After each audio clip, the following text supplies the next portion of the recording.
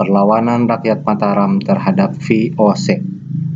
Latar belakangnya, pada masa pemerintahan Sultan Agung, Mataram mencapai zaman keemasan dan bercita-cita untuk mempersatukan seluruh tanah Jawa dan mengusir kekuasaan asing dari bumi Nusantara termasuk VOC. Tindakan VOC yang terus berupaya untuk melakukan monopoli perdagangan membuat para pedagang pribumi mengalami kemunduran.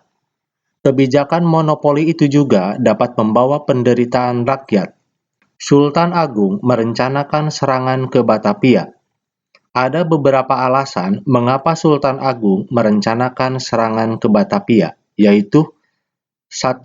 Tindakan monopoli yang dilakukan oleh VOC.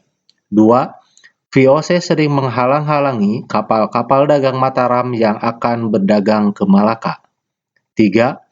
VOC menolak untuk mengakui kedaulatan Mataram. 4. Keberadaan VOC di Batavia telah memberikan ancaman serius bagi masa depan Pulau Jawa. Jalannya perlawanan. 1. Serangan tahun 1628. Pada tahun 1628, Sultan Agung telah mempersiapkan pasukan dengan segenap persenjataan dan perbekalan untuk menyerang Batavia dengan Gubernur Jenderal VOC-nya adalah J.V. Kun.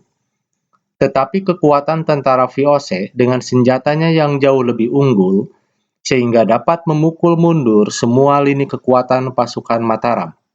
Serangan tentara Sultan Agung pada tahun 1628 itu belum berhasil.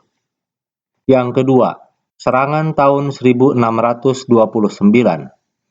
Tahun 1629, pasukan Mataram kembali diberangkatkan menuju Batavia. Belajar dari kekalahan terdahulu, Sultan Agung meningkatkan jumlah kapal dan senjata.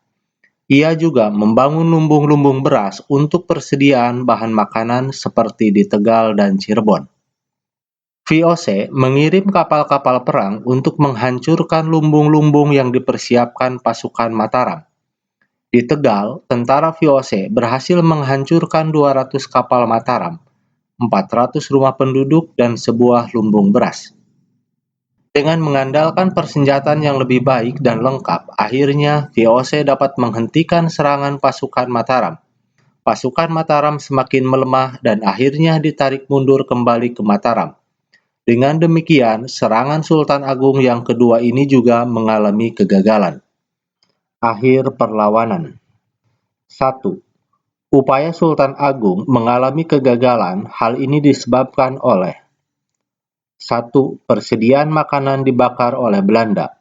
2. Terjadinya wabah penyakit di kalangan tentara. 3. Persenjataan yang tidak seimbang. Dan yang terakhir, jarak Mataram dan Batavia jauh sekali dan cukup melelahkan sehingga pertahanan Mataram kurang memadai. Sebagai pengganti Sultan Agung adalah Sunan Amangkurat I. Ia memerintah pada tahun 1646 sampai 1677. Ternyata Raja Amangkurat I ini merupakan raja yang lemah dan bahkan bersahabat dengan VOC. Selain itu, bersikap sewenang-wenang kepada rakyat dan kejam terhadap para ulama. Oleh karena itu, timbul berbagai perlawanan, salah satunya perlawanan yang dipimpin oleh Trunojoyo.